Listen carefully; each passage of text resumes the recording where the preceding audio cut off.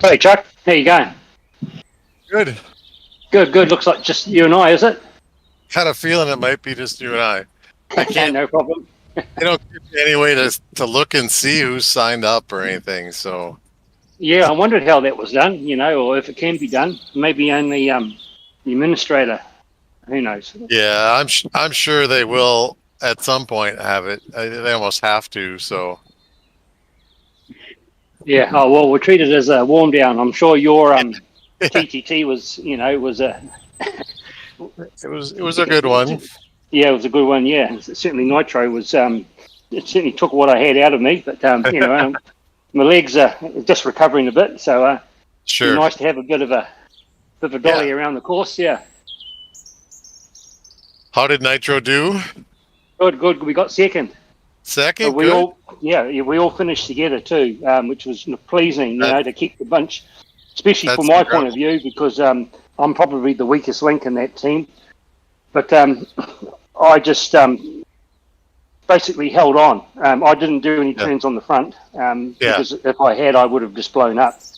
I could have, but I wouldn't have finished with the top. Right. There was 7. I think we started with 8, but we only finished with 7. I'm not sure who actually who didn't make it, or maybe had a technical problem in the start. I'm not sure on that. Right. I have to check. I'll check later. But no, it was a lot of fun. It was good. It was a bit of an effort that I haven't had for a while, and I just wanted to certainly blow out a few cobwebs.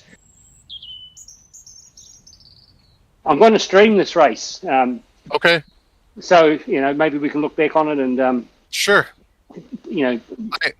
I missed the one that we had set up last week, so I haven't done one on here. So we'll see. Okay. With only 2 of us, it'll be hard to tell what's going on anyway. But yeah, I can take a bit of a gentle stroll around the course, maybe a few efforts.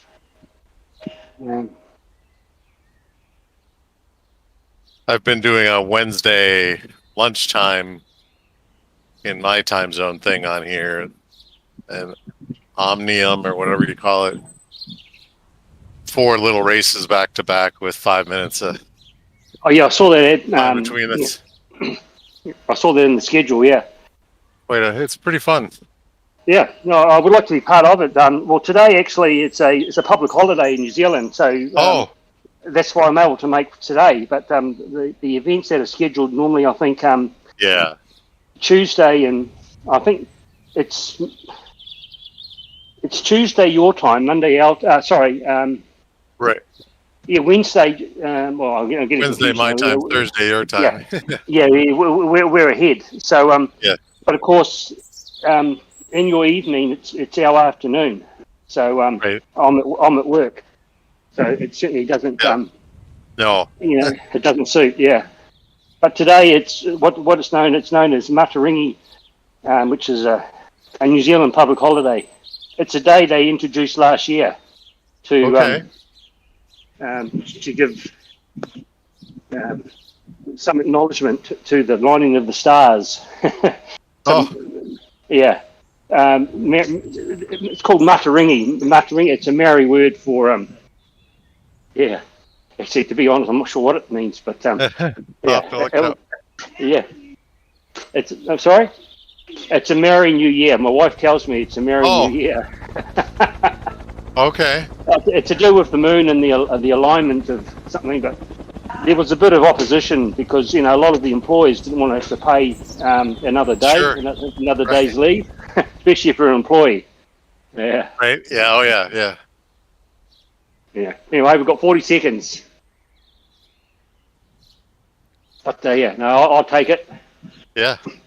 Yeah. Up until last year, I was an owner operator, but I've come back on the payroll now. I'm an employee, so I'm happy. I'm happy about that because the last 12 years or so, I've been my own boss, and it's had some benefits, but it's had some regrets too. But anyway, it's fun to move on from that and go back as an employee again.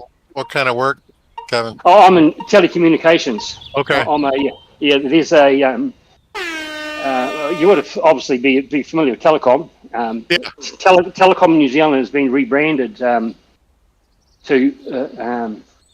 well, it's actually been, how can you say, deregulated into the network side and more the administration side.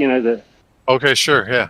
And they set up a network company called Chorus, and they gifted the whole network in New Zealand to this new identity called Chorus. And Chorus, they manage all the. Let me catch up. Yeah, I'm slowing down a little bit. Yeah, that's right. Yeah, they manage all the network communications on the copper and the fibre. And what they do is they outsource all the work to its partners. And these two service companies, one was Downer Engineering, who I used to work for in times gone by. And the other one, who I now work for, is called UCG.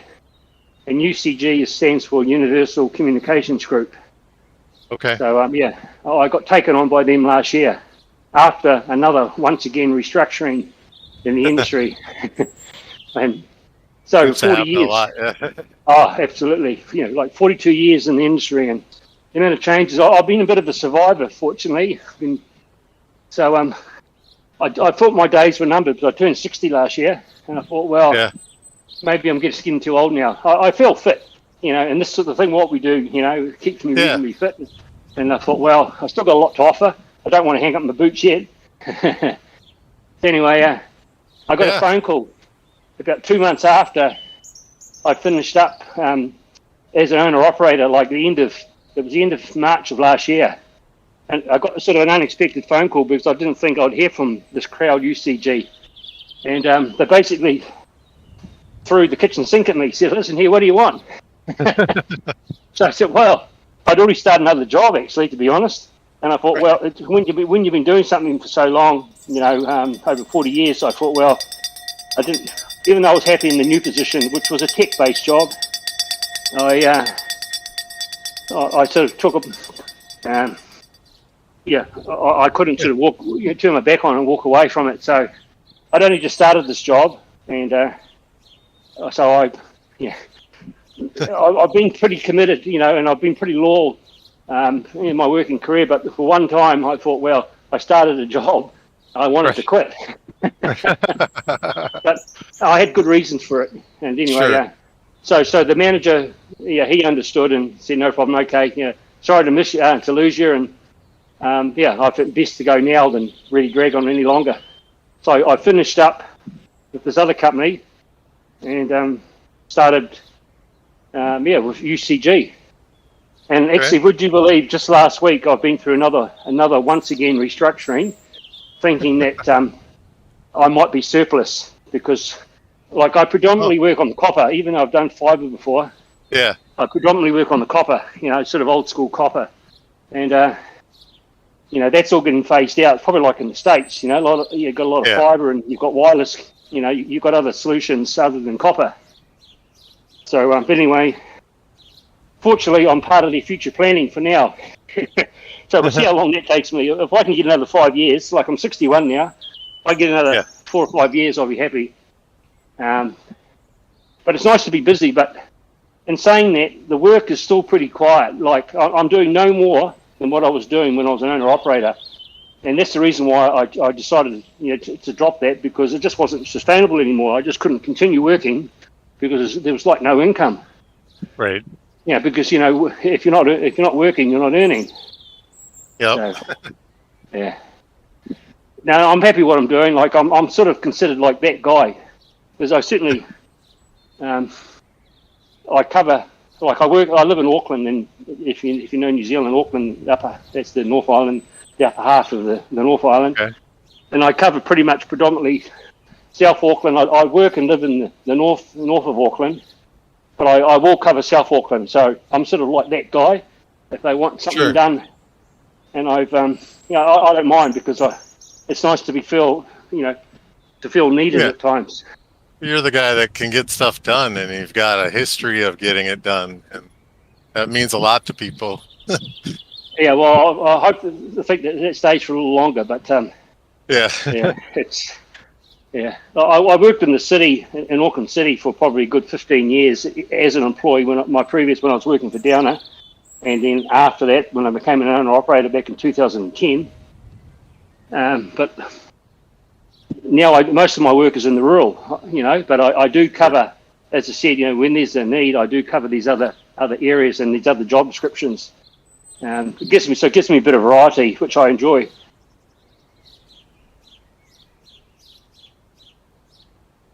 Well, we're about the same. I'll turn 61 in December of this year, so. You still working, Chuck?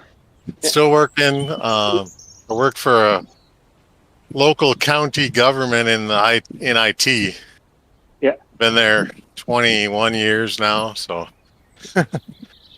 I know where all the bodies are buried. Oh, yeah. Are you hands-on, or are you? No, hands-on. Hands-on. Oh, good. Yeah. What? Yeah. I've had an opportunity to be a supervisor and that kind of stuff, but the people part of it isn't interesting to me. So yes, same here. I've had various roles. Yeah.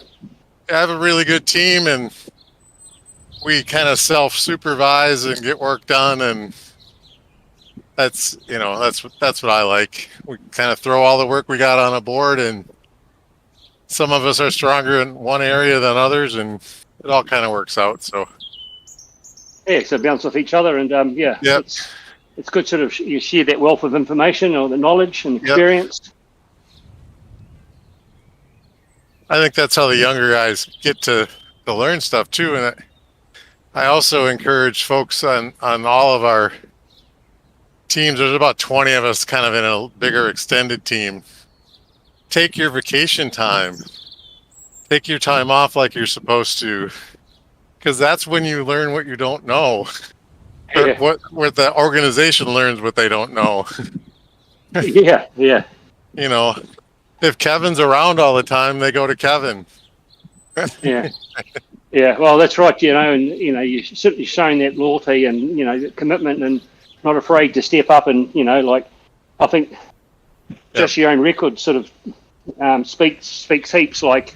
I know, as an owner-operator contract, it was a different situation because when you were working, you were earning, and if you took time off, it was unpaid. But when I was an employee, which I had a good old 30-odd years doing so, I'd always be at work. I'd accrued so much sick leave, it was like, hey, why don't you take it? Right. Yeah. So, unfortunately for me, especially with this COVID thing, which I don't mind sharing with you, I've been pretty good up until about 2 weeks ago. My wife and I, we did a trip. We went to Cairns in Australia. We flew to Cairns to pick up a cruise. And, of course, just the very nature or the mention of the word cruise can send shudders up your spine. Right. I know for me, because about 3 years ago, and when COVID was relatively unknown, we did a cruise, and we found out later on that the world was being shut down. And, of course, the cruises was, one of the common places, where this thing incubated, in a sort of a confined area, like on a ship. But anyway, not that we'd been boasting about it, but my wife and I, we'd been pretty much, we'd had the triple jabs and all that. Yeah. And certainly hadn't been untoward until we got this cruise from Cairns. We picked it up, flew to Cairns, spent a couple of days there, and then the trip or the cruise was to sail back to Auckland, 6 days. About 3 days into the cruise, I don't know, I felt a bit unwell. I thought it might have been a bit of seasickness because it got a little bit rough. We got out into the Tasman Sea, crossing from Australia back to New Zealand. So I spent the day in the room. I didn't think of anything like COVID. I did a COVID test before I went on because we were obliged to, and I was clear, no problem. Sure. That was a negative test. But that changed. And it wasn't until I got back to Auckland, which was just over a week ago, Saturday before last, it'd be 2 weeks. Actually, 2 weeks today. Got back on Friday, the 1st of, the end of May, 30th of May, I think it was, which is 2 weeks today. My wife started feeling a bit unwell. I probably felt a bit strange before her. Yeah. But anyway, she did a test on the Saturday, which would have been the 1st of July, and she tested positive for COVID. And she rang me because I was out shopping, because we just got back from holiday and I was out getting some bits and pieces. So even though I was feeling okay somewhat, I said I better do a test myself. And bugger me, I had COVID too. Oh, the little sample, the antigen test that we do tested positive. And I thought, well, it was a bit of a shock because this is the first time I picked it up. Right. Yeah. So I took a week off. So really, I've had a whole week off work. I've been back this week, but from the 1st to I guess the 7th of July, I was getting back to sick leave. I've had the most sick leave off in one go, and any time I can remember. But a lot of that was because I was obliged to. I had to self-isolate. Sure. Which was still, but I'm feeling better. But I noticed that I did a couple of rides, on Zwift, and I noticed my heart rate was getting a bit high. Like it does actually creep up a bit, for an old fellow like myself. I guess like for anyone else, you'd probably be a little bit alarmed, thinking, shit, your heart rate's getting up in the 160s, 170s, and it did peak at 180. Bloody hell, and you can feel it, the shortness of breath. Yeah. But anyway, it's settled down now. I'm feeling better, and as I say, I feel as if I'm getting back on, getting back to some fitness. But it certainly takes it out of you, all right? So I no longer can boast that I haven't had COVID. And of course, what happened? Our son, who's living with us at the moment, he's 27. He's one of these anti-vaxxers. That's his story, and he's been pretty much unscathed. He hasn't had COVID at all. But of course, unfortunately, living with us, he got it off us. So he's been off, and he even though he hasn't had the jab, and he's got his own reasons for that. He wasn't as affected as I think. If I was to describe it, and other people have said too, it's sort of like a mild cold, and it wasn't too, it wasn't too upsetting. As I say, it didn't really, make me feel as if it was like a really bad flu or something that I've had before. It's just a bit of a sinus, a bit of a head cold. And as I say, like maybe a little bit of lack of motivation to want to do a bit of exercise, but I certainly thought I better get back on the wagon again and see where I'm at. So yeah.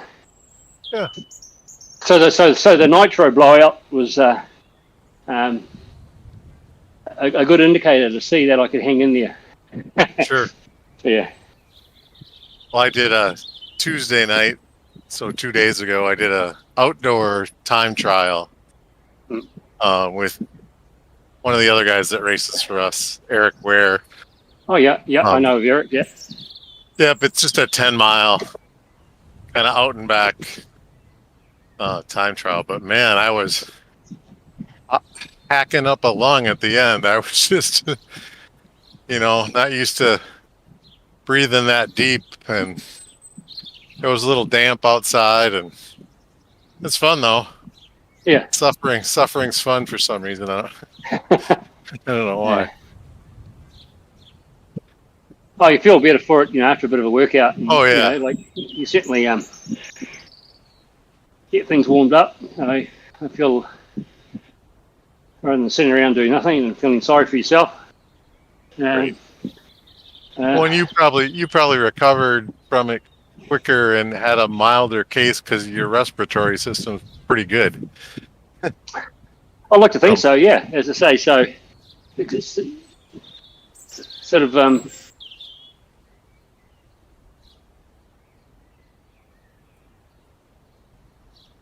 yeah.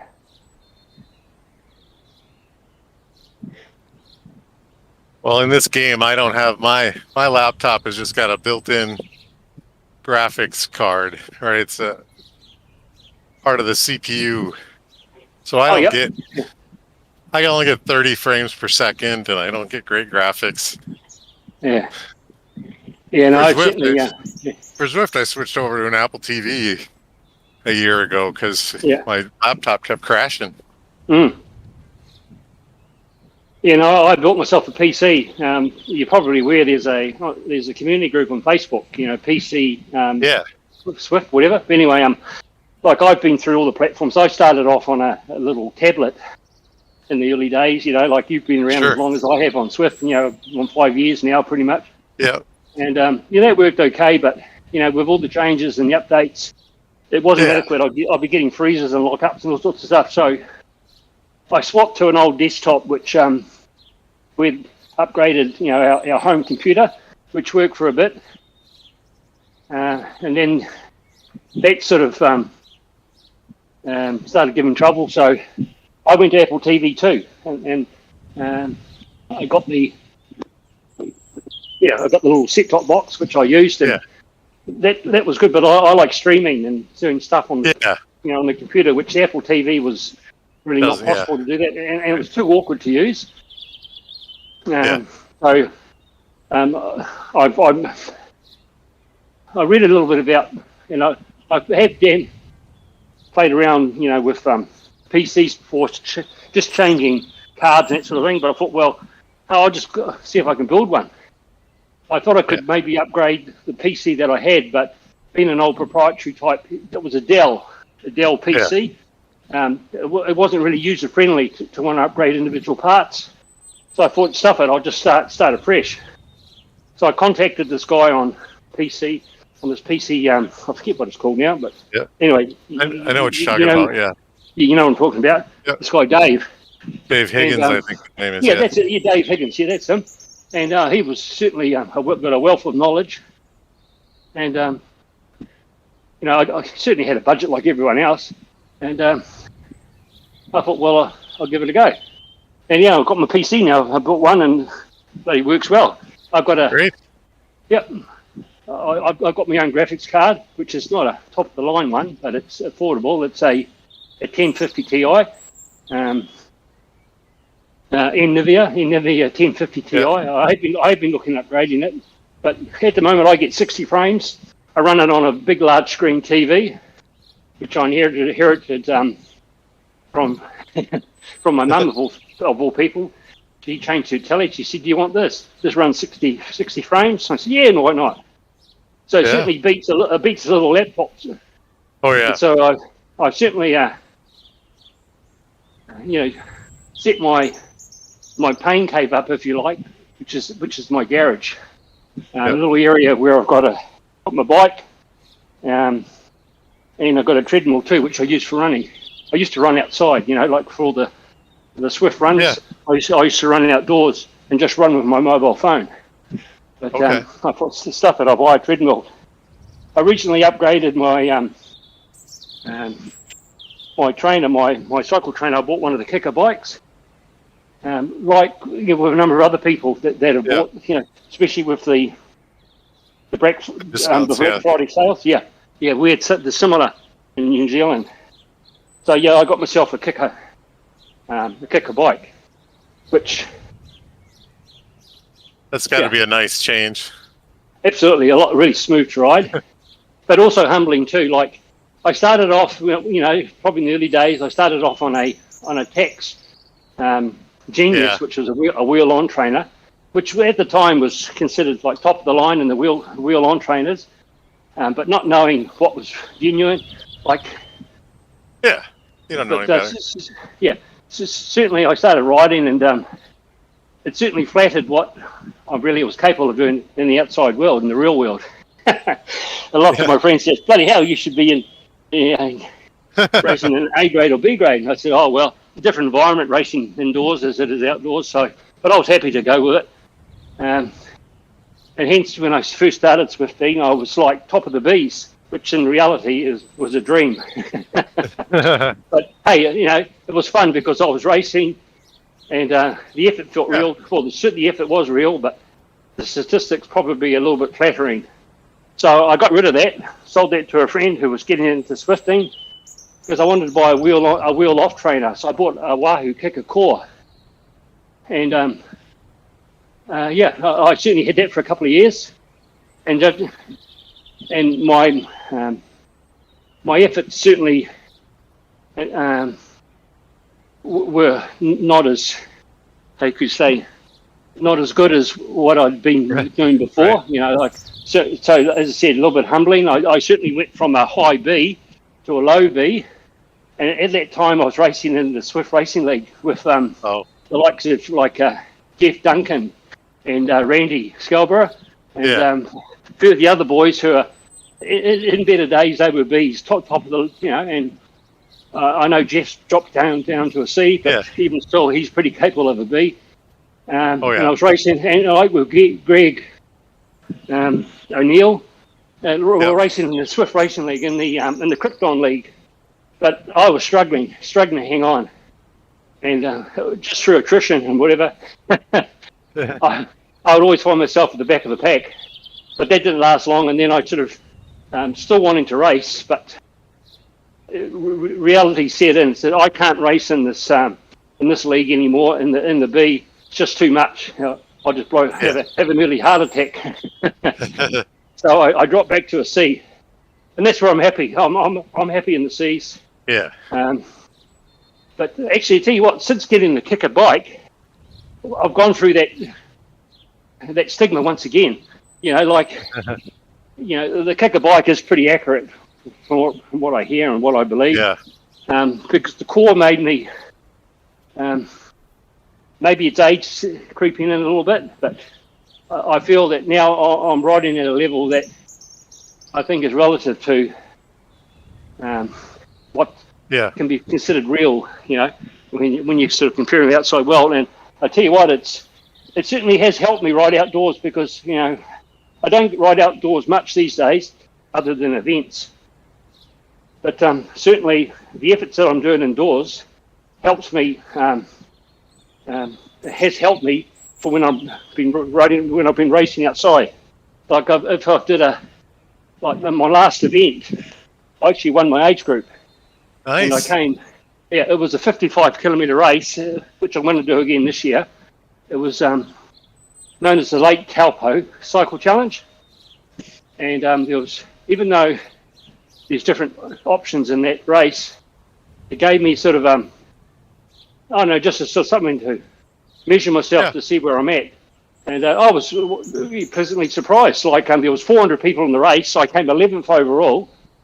And in my age group, in my age group, there was probably about 55, and that's in the 60 to 65, I think, or 60 to 70. I'm not sure if it's 5-year or 10-year gap. But I was stoked. Bloody hell. That's great. Yeah, I still struggle on the hills. There's one hill. This was between Turangi and Taupo in the North Island. This is like an annual road race that they have every year. They have the full around the Lake Taupo, which is 160k, which I'm thinking about giving that a crack again this year. I've done it 5 or 6 times before, and I have been under 5 hours a couple of times for 160k. Ooh. That's pretty good. And and so I don't know if my fitness is there for the endurance, because most of the stuff I do on Zwift these days is still pretty short, under an hour, or maybe an hour, pretty short stuff. But I need to start building if I really want to. As I say, it's something I'm thinking about. Really, you know, keen to do again. But certainly indoor training does, you know, give you something to. Oh yeah. It certainly helps you outdoors and not riding outdoors and as much as maybe I've done in previous times. I'm not losing anything by riding indoors. Yeah. But, as I say. Yeah. No, it's true. I haven't ridden outside as much this year as I normally do, but the indoor at least keeps you in the game. Absolutely, yeah. No, and it's fun too, because, you know, especially like I've never been able to meet people like yourself, and you know, especially ATP. Right. You know, they came out of a time when I was looking to do actually team time trials because Oh, sure. I've done time trials before, individual time trials in the real world, and also on Zwift.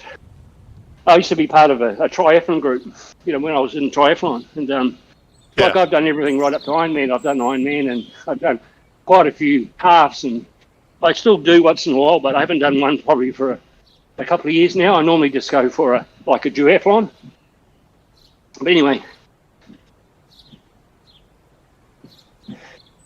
Yeah, John came along. I don't know. I'd been Zwifting and doing okay in races, and then John pinged me one day on Strava or something and said, "Hey, want to come join this crazy group?"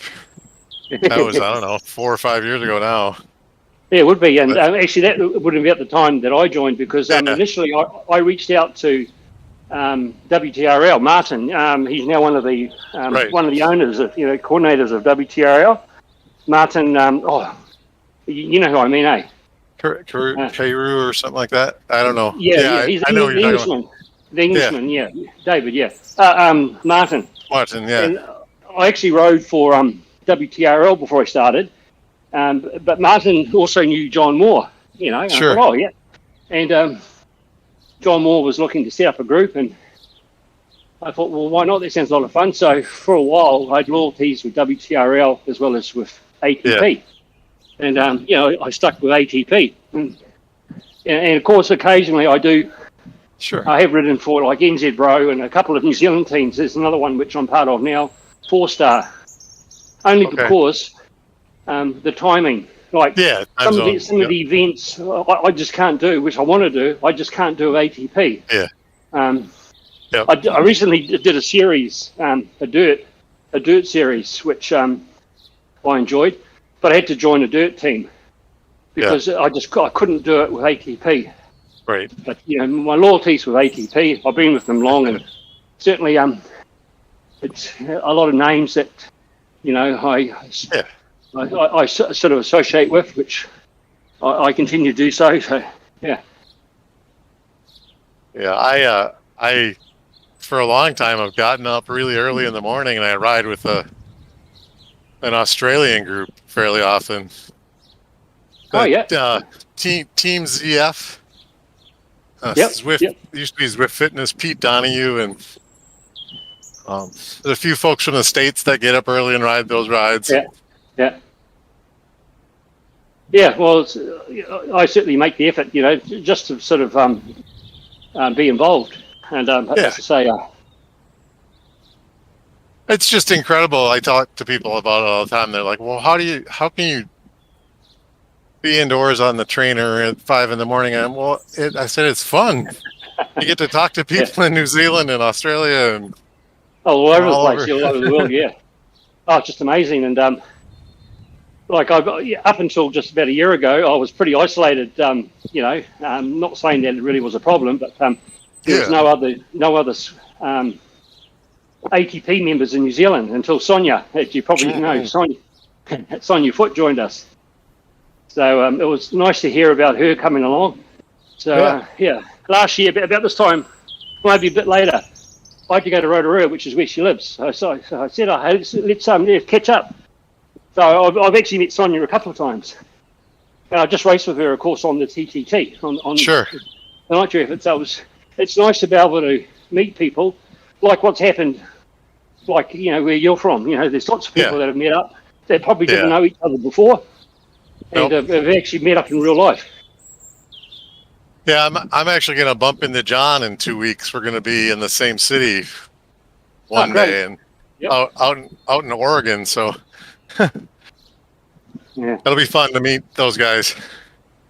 Yeah, absolutely, yeah. But I think you posted about, or Sonia might have posted that you guys met. We both did. Yeah, we both did. Yeah, pretty incredible. Oh, she is. She's an amazing woman. Yeah. What she does with a full family and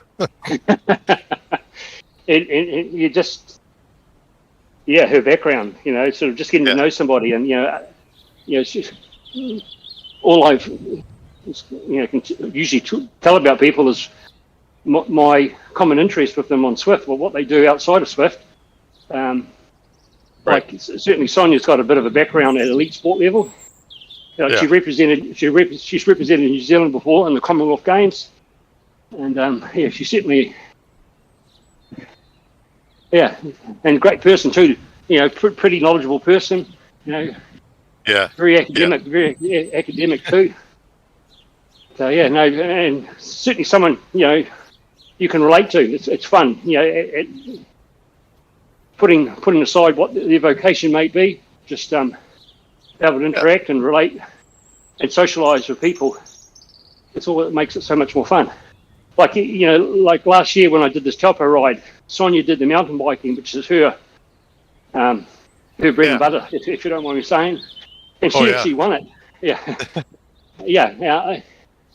She's just an amazing woman, and she wasn't pretty much much off the pace when you compare her with the men, in the mountain bike race. So it was like a special moment, because we were both at Taupo, and not that they acknowledged my effort, but in my own mind, I was pretty stoked because, as far as I'm concerned, I won my age group, but it wasn't recognised. If I'd come in the top three, I would have got a mention, but I came 11th. But of course, I was racing like the people that beat me were kids. They're all 16, 17-year-olds. I thought, well, bloody hell. And they only beat me by about a minute.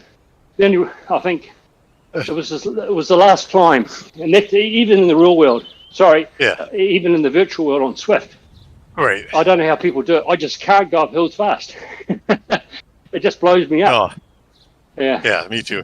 Yeah. But anyway, as I say, I managed to pick it up and finish off with a bit of it was a bit of a scary moment because I almost got taken out in the sprint finish. There was a couple of guys behind me which were a bit bloody eager. They came pushing through, a little bit like the Tour de France if you've been watching the sprint finishes. Bumping elbows, and almost got put off my line. But my nerves sort of kept me right, and I held on, and the guy that almost knocked me off came over and apologised, which is a nice thing. But he was just, putting on a bit of an effort, and he just wanted to try to push past me. But in doing that, he almost knocked me off my bike. But those are the sort of things that don't happen on Zwift. You might have a crash, but it'll be the PC crashing. Yeah,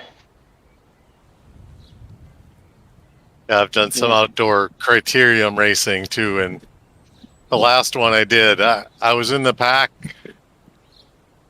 most of the race, and then about 4 laps to go, I got scared because those guys taking those sharp corners at speed, and I don't have those kind of skills. I'm like, nope, done.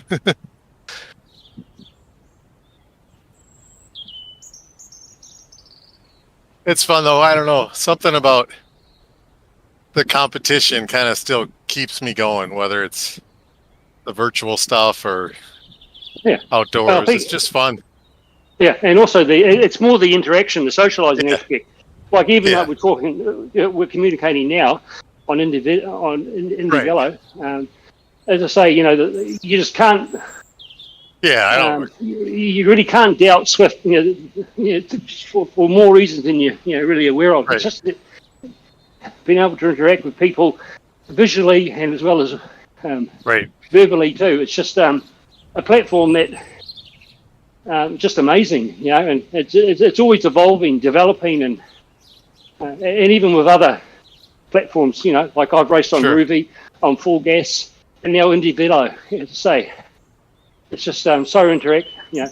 That's something that Zwift really has it over a lot of the other platforms. But they just have so many people, and they're so far ahead, right? They've been doing it for so much longer.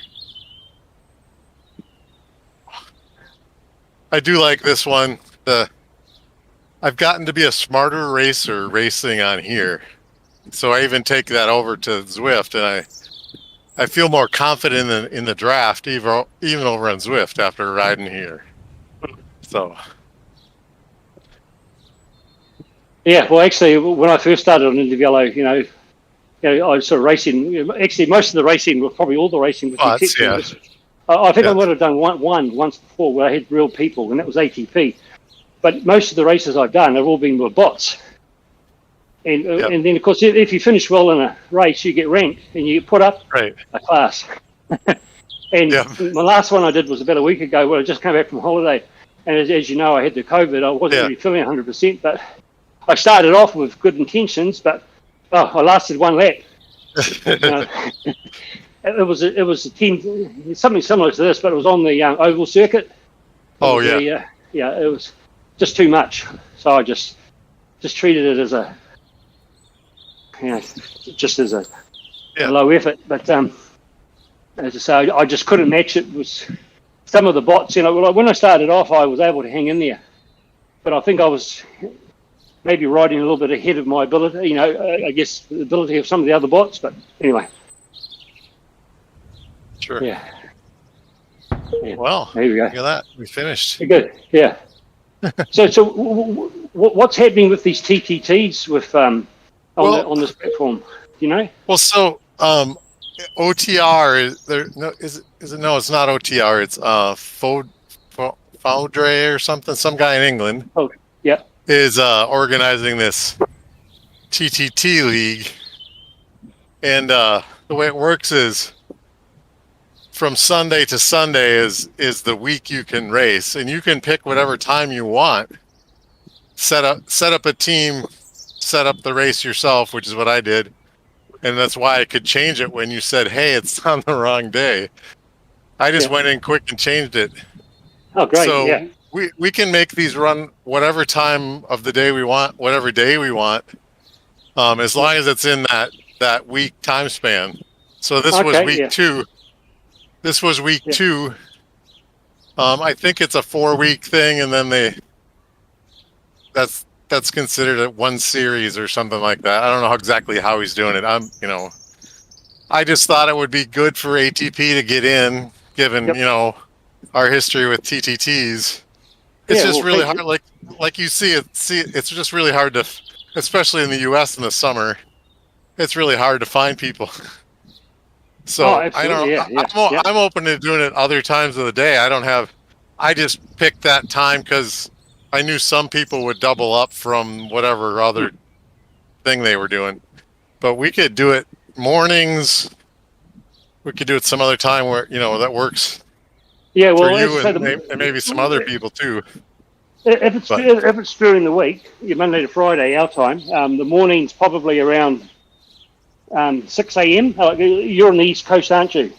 I'm central, right in the middle of the country. So. Central. Okay, so I don't know what the time difference is there. It's an hour off the East Coast, an hour earlier. Earlier. Yeah. So if six East Coast would be 5 my time in the morning. Yep. Okay. And 6 East Coast is 10. 6 if it's 6 a.m. it'll be 10 p.m. That's pretty late for you. Yeah. And vice versa. If it was 6 p.m. It would be